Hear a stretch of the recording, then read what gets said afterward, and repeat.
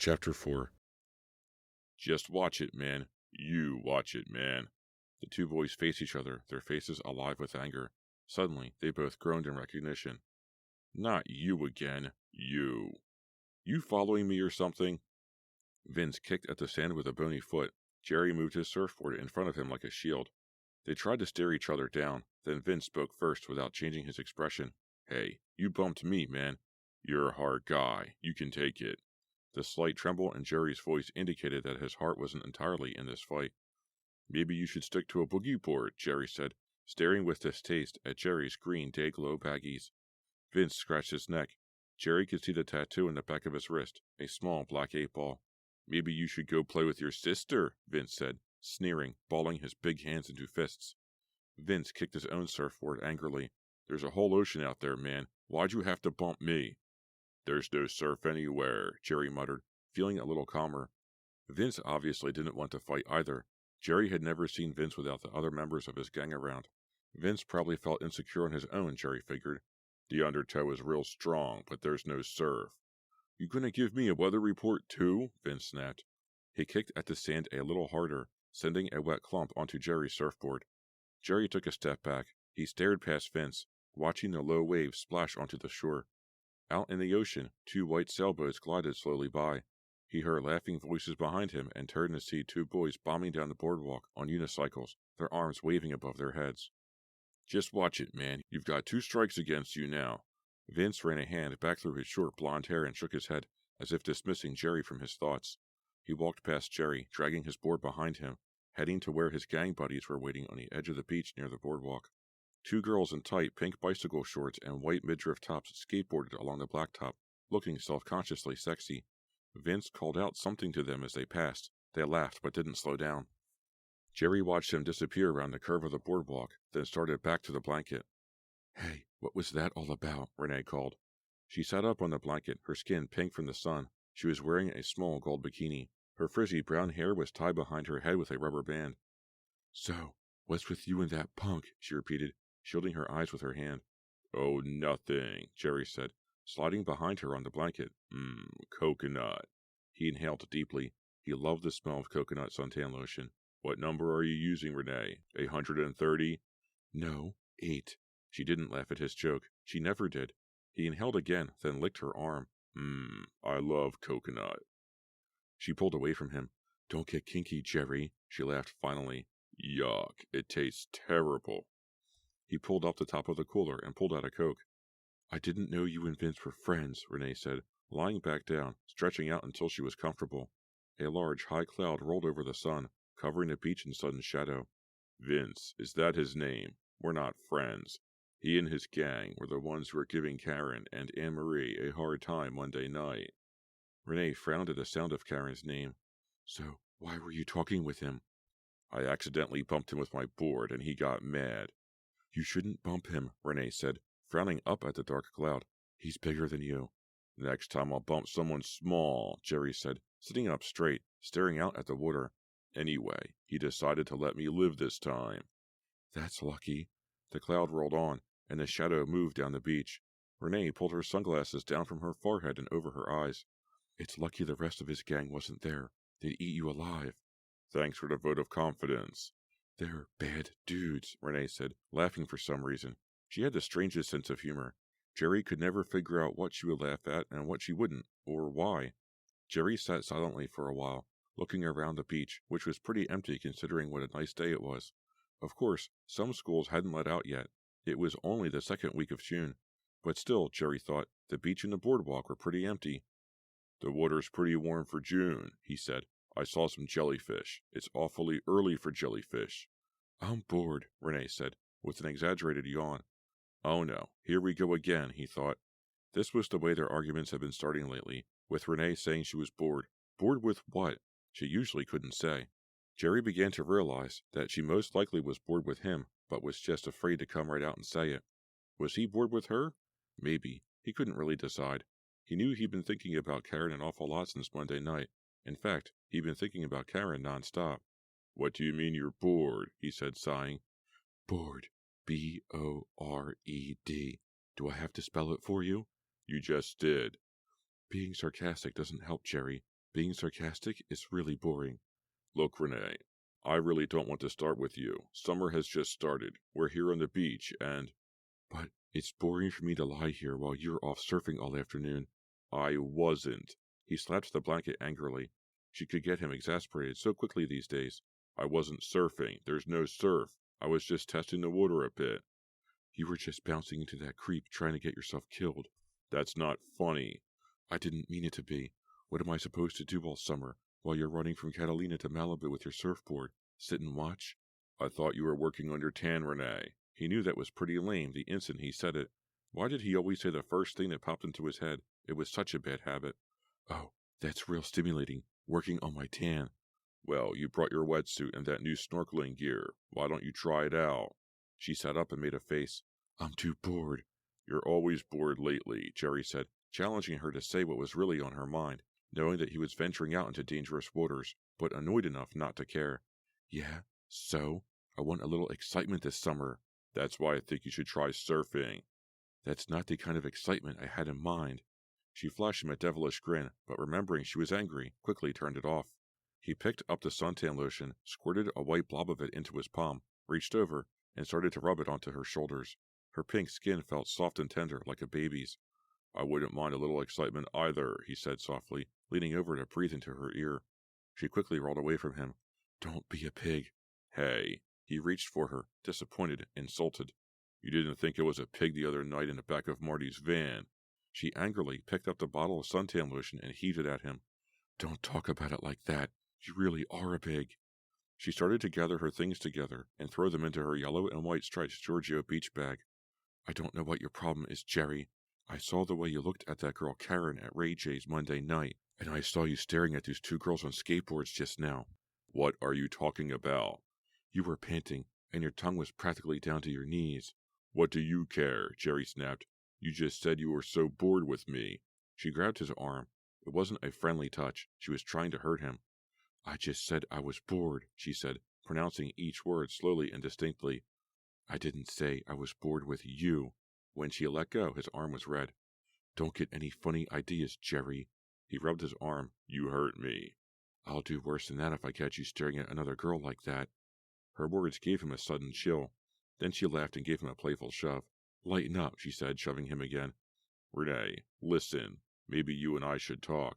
Talk about what? She glared at him suspiciously. Well, it's just that... He was interrupted by a girl's voice calling him several yards down the beach. Jerry, hi. Oh, great, Renee muttered sarcastically. Jerry had quite a different reaction. Hey, he called, jumping to his feet and waving. It was Karen and Anne-Marie. Chapter 5. Maybe we shouldn't go over there, Anne-Marie said, trying to hold her friend back. Oh, why not? Karen replied in typical fashion, and strode quickly across the sand, her wetsuit under her arm. Anne-Marie, carrying a heavy beach bag, struggled to catch up. Maybe they want to be alone, she argued. But it was too late. Karen was already calling to Jerry, and Jerry had jumped up and was calling back. As Karen and Jerry greeted each other, Anne-Marie caught the look on Renee's face. It was not a happy one. Have you been in the water? Jerry asked him eagerly, as Karen dumped her wetsuit on the sand next to Jerry's blanket. Just for a little while, Karen told him. The water's so warm, Jerry said. Warm? I don't think so, Anne-Marie cried. I was frozen. That's because you don't have a wetsuit, Karen said. We've got to get you one today. Oh, right, just what I need, Anne-Marie laughed. I'll get a lot of wear out of it. It'll look really great on Madison Avenue. So far, Renee hadn't said a word.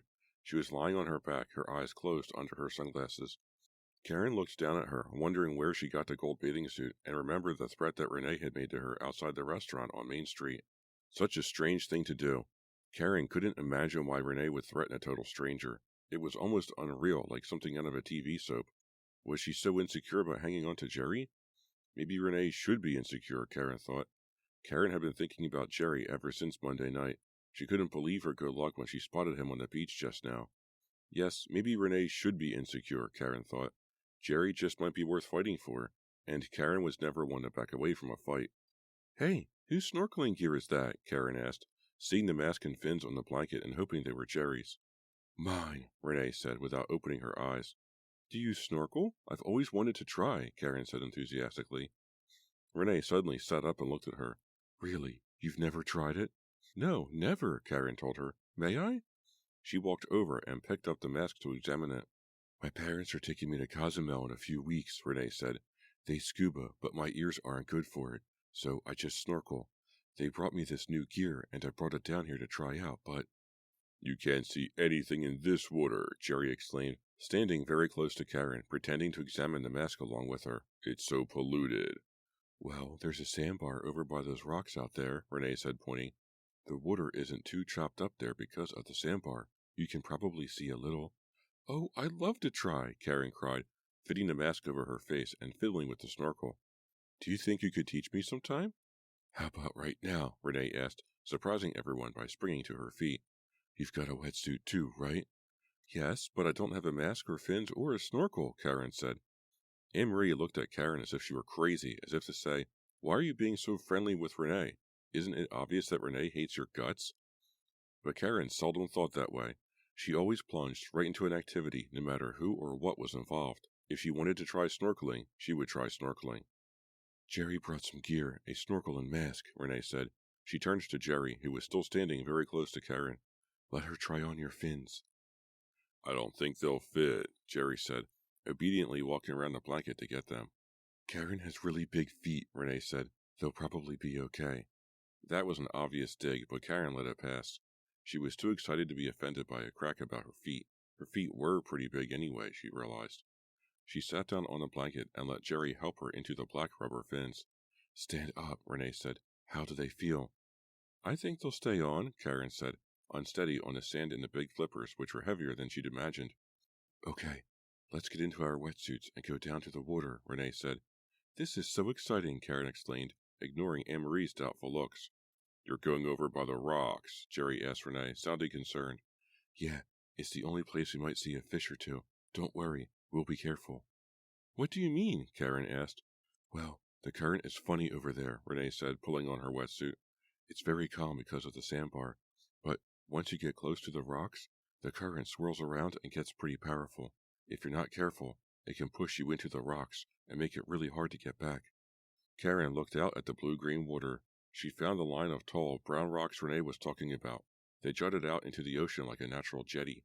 Maybe you shouldn't go out there, Jerry said. Karen finished sipping the wetsuit and turned around to look at him. His face was filled with concern. His eyes darted nervously out to the water. Renee put a hand on his shoulder. Don't worry, we'll be okay, really. She was talking to him softly, soothingly.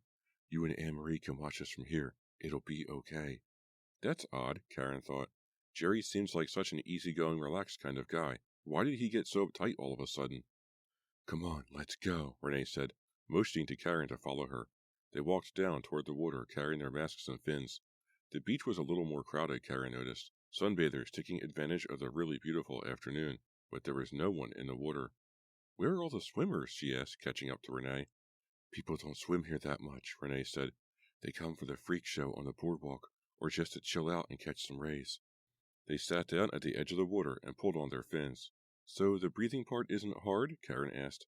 No, it just takes a little getting used to, Renee said. I'll show you. Here, step into the water. She turned around and started to back in. That's right, turn around. It's a lot easier to walk backwards in fins when you're stepping in and out of the water. Karen followed Renee in. She backed up until the lapping waves were a little above her knees. The waves are breaking in close today, she said. Let's swim out past them, Renee suggested. I think we can still stand out there. They swam out a few yards to calm rolling water.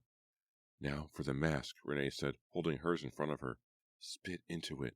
What? Karen wasn't sure she'd heard right. Spit into it, on the glass, and rub it around with your fingers. It keeps the glass from fogging up. Karen obediently spit into the mask and rubbed it around as instructed. You're a good teacher, she told Renee. Renee ignored the compliment. Slip the mask on like this. She pulled it carefully over her hair and slid it into place. Karen watched her adjust the air hose. Then she did the same. Renee showed her how to bite down on the mouthpiece and how to clear the hose by blowing really hard if water got inside. Got it? I think so, Karen said, eager to try it out. The important thing is to breathe slowly, normally, Renee said. If you have trouble, If the mask gets water in it or the snorkel slips out or something, just raise your hand out of the water and breathe. It's simple." "Great, let's go," Karen said. "And if you have any problem at all, I'll be there," Renee said. "I'll be right with you the whole time." She gave Karen a reassuring smile. She's not so bad, Karen thought. Maybe she was just nervous Monday night or something. She's actually really nice. "Ready?" Renee asked, pushing the mouthpiece between her teeth. "Ready," Karen said. "Okay. Remember to kick your whole leg," Renee instructed. "Don't bend your knees, and keep your hands down at your sides." "Got it," Karen said. This might be a little more complicated than she had thought. Oh well, too late to back down now. Besides, this was exciting. There is nothing Karen liked better than trying something new for the very first time. The mask was in place. The straps were tight against her head. She adjusted the mouthpiece and blew hard to clear the hose. "Here goes," she thought. She watched Renee raise her legs, lower her head, and spread out over the water, and she copied her, breathing hard and fast as she first started to float, then remembering to slow down and breathe normally. The water was dark and cloudy. She could barely see 2 feet in front of her. She raised her head out of the water and was surprised to see that Renee had gotten several yards ahead of her. Her head down, Renee was floating quickly over the rolling water, her legs scissoring rhythmically, swimming straight toward the line of tall brown rocks. Karen lowered her head again, still breathing rapidly and hard, largely from the excitement of this new experience. She kicked faster, the fins pushing her forward, her arms to her sides. She didn't want Renee to get too far ahead. The water was a little clearer now. To her delight, Karen saw dozens of small silver-gray fish, minnows probably. Dark tangles of seaweed bobbed and floated just beneath the surface. Her breathing slowed. She began to get the rhythm, to feel calm and comfortable. It was so quiet, so peaceful, so hypnotic. She began to see other fish. A large white fish with yellow markings swam right past her mask. "This is amazing," she thought. "Why didn't I ever try this before? In clear water it must be breathtaking, like descending on another world." She floated along for a while. The water became cloudy again, green like pea soup. Water tickled her face. She realized the mask was leaking. She pulled her head out of the water and lowered her legs, allowing the current to take her. Pulling down the mask, she emptied it, then looked for Renee. Where was she? Karen had a momentary shock of panic, until she realized that she was no longer facing the rocks. She was facing the beach. She must have gotten turned around while watching the fish. With her face in the water, it was so hard to keep track of where she was going. She spun around and was relieved to see Renee just a few yards ahead of her, floating slowly now, her head down, her legs moving slowly, rhythmically. She's getting awfully close to the rocks, Karen thought, but I guess she knows what she's doing. Karen looked back to the shore. They had swum out pretty far. The sunbathers were small dots of color on a yellow strip of beach. Beyond the beach, the boardwalk was just a blur. She wondered if Jerry and Anne-Marie were watching. Eager to see more, she pulled the mask back up, adjusted the mouthpiece, and ducked her face in once again. She moved toward Renee, and the water cleared as she floated, revealing more and more of its colorful, silent inhabitants. Renee was right, Karen thought. You can see better here. The water isn't thick and churned up. A bright blue fish swam up to her, seemed to stare into her mask, then sped away. What an amazing color, she thought. You never see that shade of blue out of the water. The water felt warmer now. She moved forward, the only sound the steady whoosh of her breath through the hose. Suddenly, she felt a jolt as if she were being pushed. She ignored it, but another one followed, a little harder, propelling her forward. She raised her head out of the water. To her shock, a large rock loomed right in front of her. A wall of smooth, brown rock strutted before her. She spit out the mouthpiece and turned to find Renee. "Hey!" The current was surprisingly strong. It was pushing her, forcing her toward the rocks. "I've gone too far," she thought. "I'm too close. Where's Renee?" She turned and started to swim away from the rocks, but she was lifted high as if riding on a wave and thrown crashing back. Frightened, she tore off the mask, letting it hang around her neck, and tried swimming again, but the current pushed her back. "Hey, ouch!" She was slammed into the side of the rock. Her shoulder hit hard. She bounced off, the pain running down her arm. "I've got to get away from here. I've got to swim, got to move." "Renee!" she shouted. Another thrust of the powerful current sent her slamming against the rock again. "Hey!" A jagged shard of rock tore through her wetsuit. Water poured in, so cold, such a shock. She was really frightened now. Where was Renee? There, she saw her. Renee was only a few yards away, back from the rocks, back from the treacherous current. She was floating tranquilly, her face in the water, the snorkel standing straight up. "Renee, help!" Renee kept floating, her legs kicking slowly. "Ouch!" Karen slammed hard into the rock. "Renee, please!" I know Renee can hear me, Karen thought. She's only a dozen yards away. How can she not hear me? How can she not see me? Renee, help me! The freezing water filled her suit, weighing her down.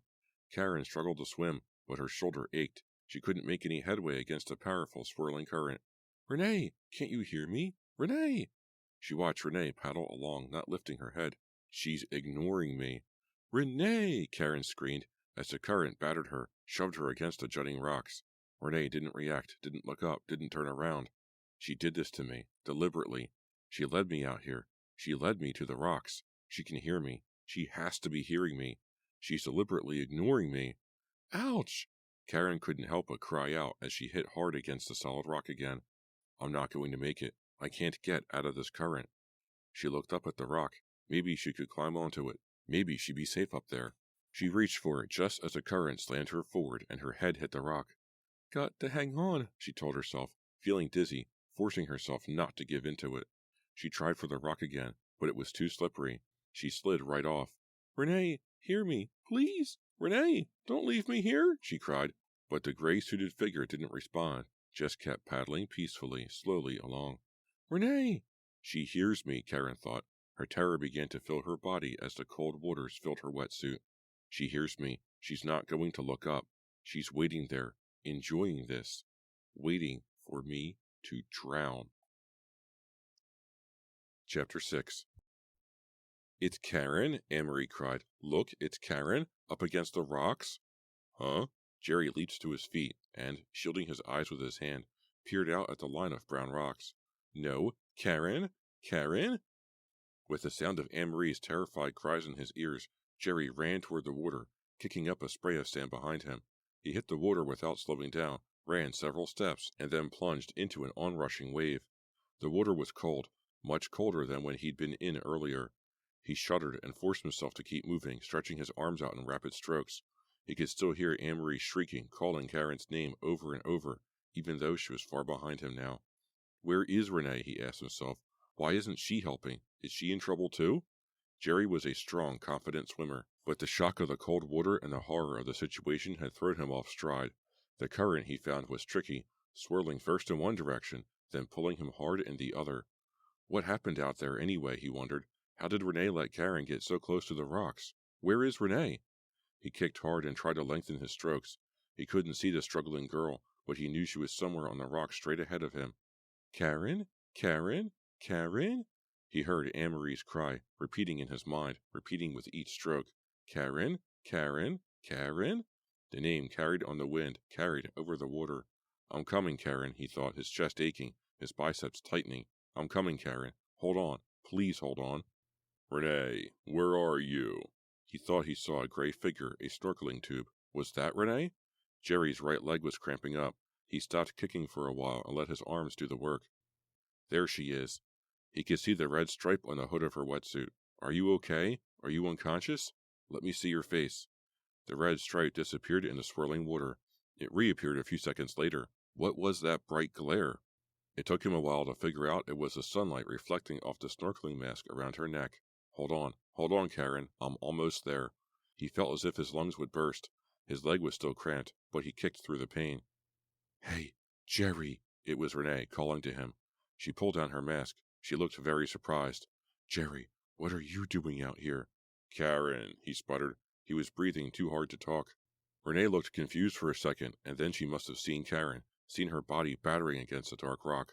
Oh no, she cried. Her mouth dropped open, her face filled with horror. She swallowed some water, started to choke. Renee, are you okay? Why didn't she call me? Renee cried. Why didn't she signal or something? They both swam toward the rock. Jerry reached it a few seconds later. Hey, can you hear me? Karen didn't reply. Her eyes were closed. Has she just passed out or something? Remembering his life-saving class, he turned her onto her back and put his arms around her. Hey, Renee, breathing loudly, arrived. Is she okay? I can't tell. She's passed out or something, Jerry said, shivering from the cold. Look, her suit is ripped. Let me help, Renee said. I can't believe it. I thought she was right behind me. Jerry was grateful for the help. The current was so strong and so strange. I've got a leg cramp. Let's get out of here, Renee said, grabbing onto Karen from the other side. They started to pull her back toward the shore. Jerry could see a whole crowd of people at the shoreline. Come on. It seems to be taking forever. It was taking forever. The current was trying to force them back to the rocks.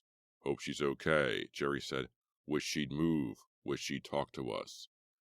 It seemed like hours later when they dragged Karen onto the sand. Is she okay? Is she alive? Anxious voices. The crowd rushed around them, curious, frightened, excited. Jerry and Renee quickly got Karen on her back. They pulled off the hood of the wetsuit. Get back! Get back! Renee cried angrily, waving people back. Is she alive? Is she moving? Jerry, still breathing hard, unable to catch his breath, unable to stop shivering, bent over Karen. Get back! Everybody, step back! Renee shouted, pulling back the hood of her suit, her frizzy hair matted down against her head. Suddenly, Anne-Marie came running through the crowd and flung herself down next to Jerry. She lifted Karen's head. Karen? Karen? No, don't, Jerry started. She's dead, Anne-Marie screamed. I don't believe it. She's dead?